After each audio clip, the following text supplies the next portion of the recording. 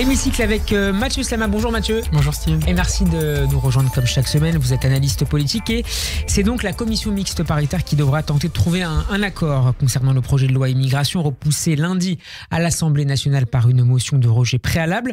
Dans une interview au Figaro de ce jour, le ministre de l'économie Bruno Le Maire juge qu'il faut reprendre la version du texte voté par le Sénat, une version donc nettement plus dure que celle rejetée, présentée en tout cas lundi. C'est la seule issue possible pour le gouvernement ?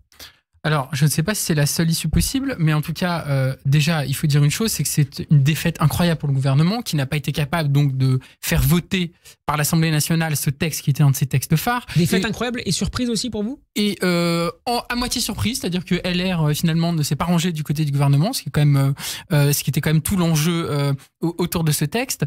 Mais c'est encore plus une défaite cinglante pour Gérald Darmanin. C'était son texte. C'était son dispositif sur l'immigration. Il jouait en quelque sorte presque sa carrière politique sur ce texte. Et le fait que ce texte n'ait pas réussi à passer les fourches codines de l'Assemblée nationale, c'est un désaveu incroyable pour le ministre de l'Intérieur qui, à mon sens, aurait dû démissionner d'ailleurs. C'est ce qu'il a proposé. Ce qu'il a proposé, mais dans une sorte de jeu de théâtre, puisqu'il n'a pas besoin de l'accord du président ou de la première ministre pour faire cela. Il pouvait simplement démissionner. Et à mon sens, en tout cas, c'est un revers politique pour Gérald Darmanin énorme. Maintenant, la question qui se pose, en effet, Steve, c'est... une fois que ce texte a été rejeté par l'Assemblée nationale, normalement, politiquement, ce texte devrait être retiré. Un texte qui ne passe pas le Parlement est un texte qui doit être retiré. Ça, normalement, dans une démocratie parlementaire qui fonctionne, ça devrait être le cas. Le fait est que sans passer par la commission mixte paritaire. L'Assemblée nationale a dit non à ce texte. Mais le Sénat a dit oui. Oui, mais l'Assemblée nationale a le dernier mot et c'est quand même l'Assemblée nationale qui prime dans notre pays. Donc normalement, ce texte devrait être retiré, mais il ne le sera évidemment pas. Et donc le gouvernement va essayer de le faire passer en commission mixte paritaire. Donc, Mathieu, où je rappelle pour les bien débats. Vous comprendre, vous retirez toute légitimité à cette commission mixte paritaire ? Je ne retire pas toute légitimité à cette commission mixte paritaire, mais enfin, la commission mixte paritaire, rappelons-le, c'est quelques parlementaires qui sont évidemment représentatifs des équilibres exactement politiques. Mais la commission mixte paritaire, ça se fait en vase clos, de manière très opaque, et ça n'a rien à voir avec une discussion à l'Assemblée nationale dans laquelle il y a soit une majorité, soit pas une majorité, et s'il n'y a pas de majorité, le texte tombe. Donc si un compromis est trouvé la semaine prochaine par la commission mixte paritaire, vous considériez que ça ne serait pas un texte pour moi, c'est légitime. Un texte qui manquera de toute manière de légitimité au sens où il n'a pas été voté par l'Assemblée nationale. Le vrai danger aujourd'hui, c'est quoi ? Et c'est là où peut-être que la gauche, stratégiquement, a fait une erreur en votant cette motion de rejet, notamment avec le Rassemblement national, qui quand même sur un texte sur l'immigration, ça fait un peu mal. Et je dois avouer que j'ai été un petit peu mal à l'aise par rapport à ça. Vous qui êtes sensible au symbole, on l'a vu ces dernières semaines. Exactement. Je pense que on ne peut rien voter avec le Rassemblement national, même si évidemment c'est pour des motifs totalement différents, parce que d'un côté la gauche dit c'est un texte qui est trop dur et qui manque d'humanité, et de l'autre le Rassemblement national et LR disent c'est un texte qui est trop mou et qui a trop d'humanité, si je caricature un petit peu. Le problème, c'est que le texte, si on revient au texte du Sénat, comme Bruno Le Maire l'a sous-entendu, on est sur un texte épouvantable. On est sur un texte donc qui ne permet plus à certains demandeurs d'asile de travailler dès leur arrivée sur le territoire français. On est sur un texte qui supprime la régularisation des sans-papiers dans les métiers en tension. On est sur un texte, je reviens sur le texte qui a été voté au Sénat par la droite au Sénat, qui conditionne le versement des allocations familiales aux étrangers à une présence de moins 5 ans sur le territoire. Vous imaginez un peu les dégâts pour un certain nombre de familles.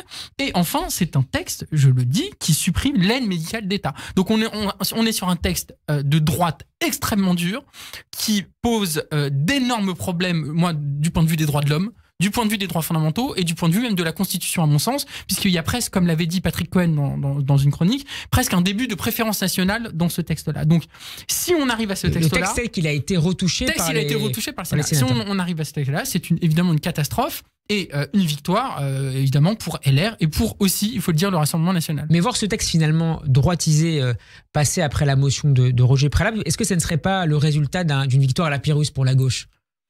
Ce serait finalement un vrai dilemme parce qu'en effet c'est cette motion de rejet qui finalement nous amène à un texte plus dur. Donc ça c'est un problème. C'était un peu couru d'avance, mais au fond c'est toute cette histoire là qui est extrêmement regrettable.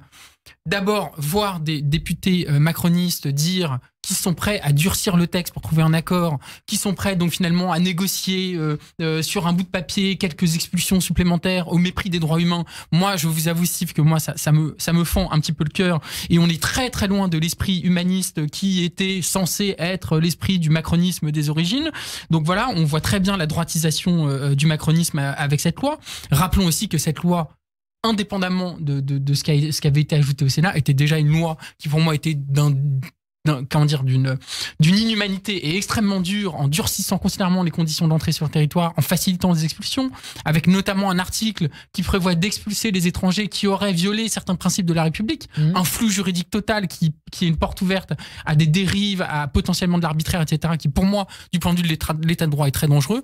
Et puis d'autre part, ce qu'il faut regretter aussi, c'est tous les débats autour de cette loi, la surenchère sur l'immigration, le lien qui est fait entre l'immigration et la sécurité, qui est pour moi un lien détestable. Quand on entend Gérald Darmanin ou la députée Maude Bréjon nous dire que c'est un texte qui va protéger les Français, c'est-à-dire insinuant que finalement il y a un lien entre l'immigration et l'insécurité, pour moi c'est pour le discours de la droite extrêmement dur et qui n'a rien à faire normalement chez des supposés centristes. Et pour moi c'est quand même le signe d'un glissement important. Est-ce que ça correspond malgré tout à l'opinion majoritaire aujourd'hui en France? Eh bien alors, oui, il y a un sentiment, on va pas se mentir, il y a un sentiment anti-immigration très fort dans le pays.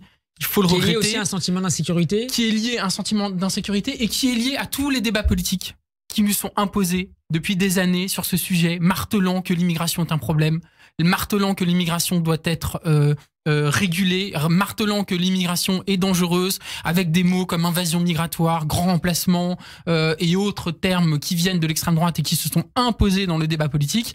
Tout ça a été évidemment... Ce n'est pas ce que dit la majorité présidentielle. Ce n'est pas ce qu'ils disent, mais ils encouragent ce type de discussion, notamment en posant cette loi qui dit que l'immigration est un problème qu'il faut réguler. Déjà, dans cette affirmation, il y a un problème. Et quand on entend, par exemple, une députée, Nadia Hay, qui est une députée macroniste, très respectable par ailleurs, qui dit à un homologue du Rassemblement national « Nous vous avons offert ce débat sur un plateau d'argent », en parlant de cette loi sur l'immigration, quel terrible aveu! Quand même, quel terrible aveu qui signifie bien que c'est le Rassemblement national qui a remporté la bataille des idées, qui a imposé ses thématiques, qui a imposé sa vision, notamment sur la sécurité et puis surtout sur l'immigration. Et aujourd'hui, on voit les résultats, alors que quand on voit les études d'opinion, puisque vous parliez de l'opinion des Français, oui. Récemment, donc il y a un mois, il y avait un sondage au Doxa, et quand on regarde la préoccupation des Français, il y a en premier, le pouvoir d'achat, 57%. En deuxième, la santé, 45%. Et en troisième, la lutte contre le terrorisme avec 39%. Il n'y a pas l'immigration dans les préoccupations prioritaires des Français. Même si certains font le lien entre ce dernier sujet et l'immigration. Oui, et certains sous l'influence, encore une fois, de discours tout à fait radicaux. Mais toujours est-il que les Français, ce n'est pas leur première préoccupation. Et quand le gouvernement nous dit que c'est une loi qui est voulue par les Français, je trouve que c'est un abus de langage. Et puis d'autre part, le gouvernement feint d'ignorer que nous sommes quand même un régime parlementaire. C'est l'Assemblée nationale qui vote les lois, ce n'est pas le peuple. Et quand l'Assemblée nationale rejette une loi, normalement, cette loi doit être retirée. Merci beaucoup. Merci Mathieu Slama d'avoir été avec nous. On peut vous réécouter, notamment sur radioj.fr. Entretien à réécouter également et à retrouver en vidéo sur notre page YouTube. Bonne fin de semaine à vous et à jeudi prochain. À jeudi prochain.